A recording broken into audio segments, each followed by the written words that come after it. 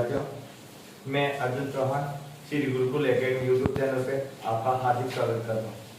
आज हम पढ़ेंगे सिंधु सभ्यता का प्राचीन नगर जिसे कालीबंगा जो हमारे राजस्थान में है, उसके बारे में हम विस्तार चर्चा करेंगे। आपके बोर्ड के सामने जो प्लेट स्क्रीन पे लिखे हुए हैं उनको हम पॉइंट टू पॉइंट डिस्कस करेंगे।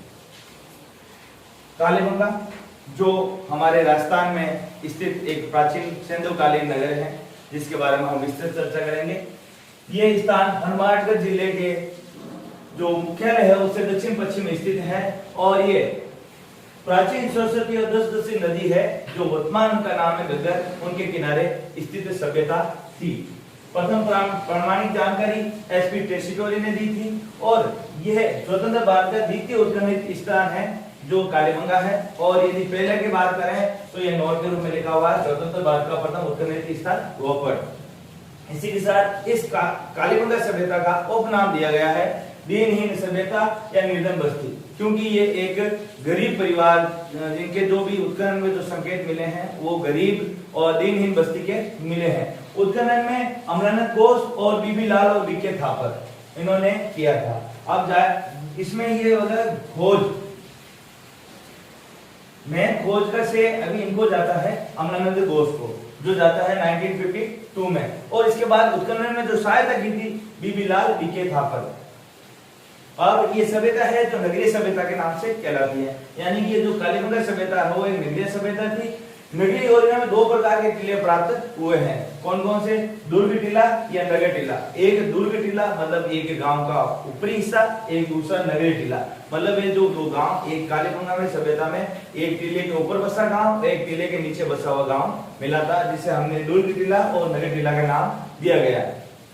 दोहरी नक्शा प्राचीर दीवार के माध्यम से, यानी पूरा जो नगर है इसमें दोहरी प्राचीर दीवार से घिरा हुआ रहता था।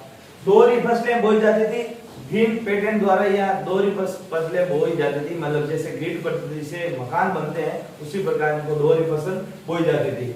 लकड़ियों की नालियों के अवशेष सार्वजनिक नहीं, मतलब कहीं कहीं विशेष जो भवन थे उनमें लकड़ी की नालियों के अवशेष भी प्राप्त हुए हैं।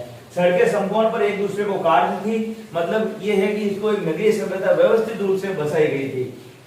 कच्ची ईंटें धूप में सुखाई हुई थी, मतलब यहाँ कच्ची ईंटें मिली है जो सिर्फ धूप में सुखाकर काम ली गई थी, यानी पकी हुई ईंटों के अवशेष नहीं मिले हैं।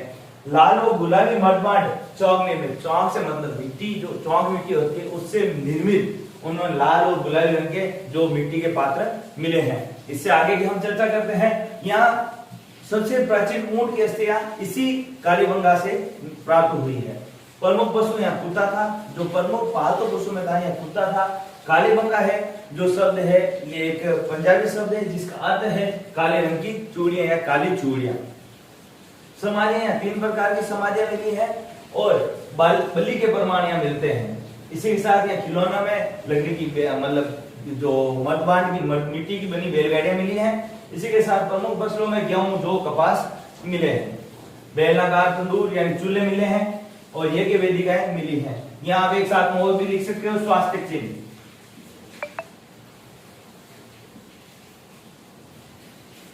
भी यहीं से मिले हैं।